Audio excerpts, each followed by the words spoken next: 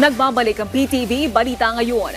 Isang pasahero na may bitbit na hindi deklarado foreign currencies ang naharang ng Bureau of Customs sa NAIA.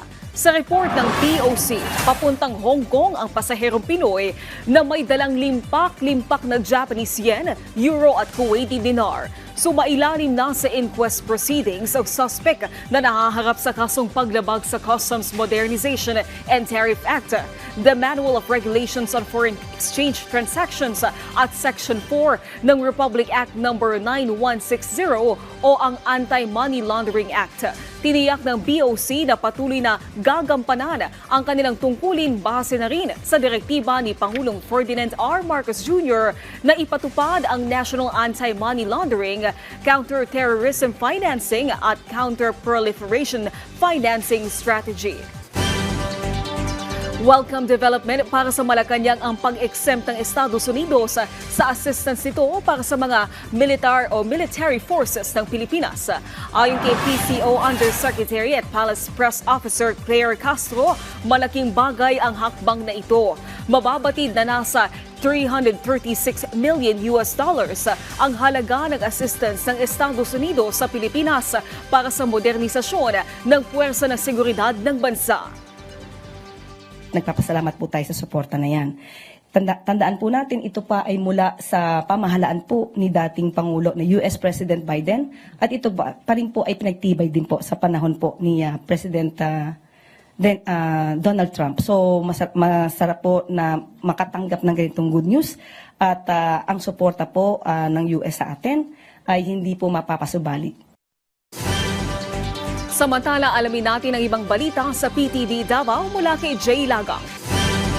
Mayong adlaw, arestado ang usa ka high-value target sa joint buy-bust operation sa Philippine Drug Enforcement Agency kon PDEA Sulu. Kauban ang mga personahe sa kapulisan ug militar sa barangay Tandu Bato, Luok, Sulu niadtong Pebrero 23 ning tuiga. Gilang mga dinakpan nga si alias Dance o Madge, 32 anyos nga lalaki nga taga barangay Mananti. Samtang lain pang sospek nga gilang si alias Das, nakaikyas operasyon gamit ang motorsiklo.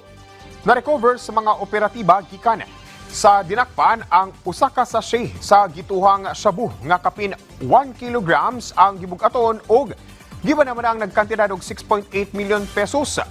Mag-atubang ang dinakpan sa kasong pagsupak sa Republic Act No. 9165 kon Comprehensive Dangerous Drugs Act of 2002. Napalgang patay na ang usa ka balyena nga naglutaw doon sa Pier 1, Santa Ana Wharf, Davao City natong Pebrero 22 ning tuiga.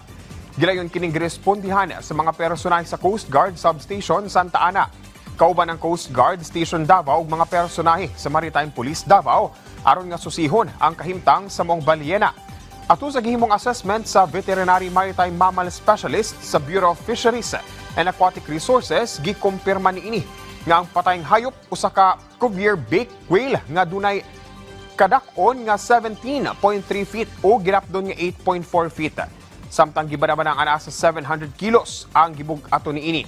Gipanubayan pa ang rason sa kamatayon sa maong balyena. Ug mo kadto ang mga nagunang balita dinhi sa PTV Davao. Ako si Jay Lagang. Mayong adlaw. Daghang salamat Jay Lagang.